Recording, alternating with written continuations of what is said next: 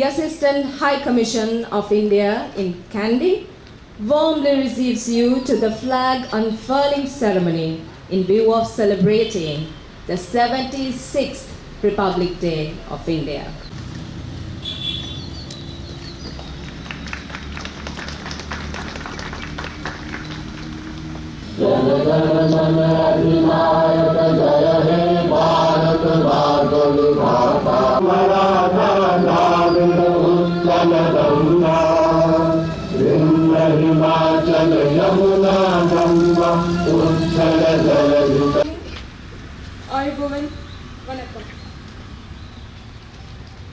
Fellow Indians living in Kandy and friends of India in Kandy, I extend my warm wishes and greetings to you all on this 76th anniversary of Republic Day of India. Please allow me to read out the message of our Honorable President of India. My dear fellow citizens, Namaskar. I am happy to be addressing you on this historic occasion. On the eve of Republic Day, I offer you my heartiest congratulations.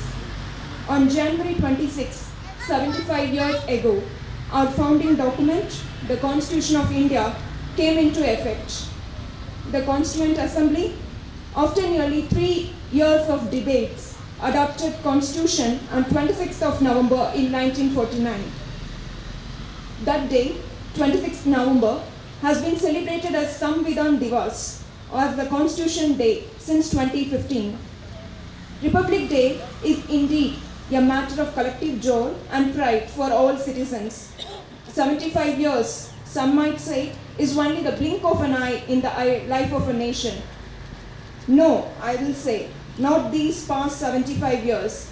This has been the time when the long dormant soul of India has awakened again, taking strides to regain its rightful place in the comity of nations.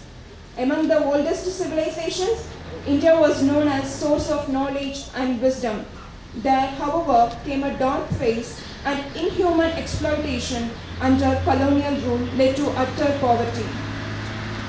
Today, we should recall the brave souls who made great sacrifices to free the modern motherland from the shackles of foreign rule. Some were well known, while some remained little known till recently.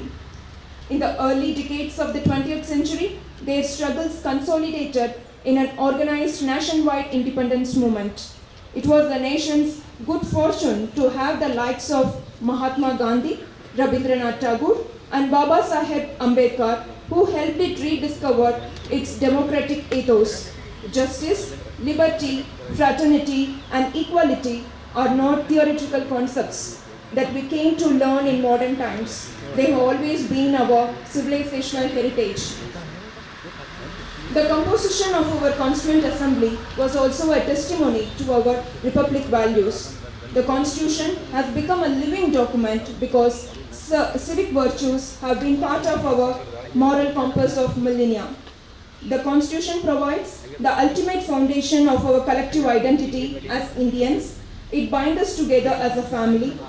For 75 years now, it has guided the path of our progress. Today, let us humbly express our gratitude to Dr. Ambedkar, who chaired the drafting committee, other distinguished members of the Constituent Assembly, various officers associated with, and others who worked hard and bequeathed us this wonderful.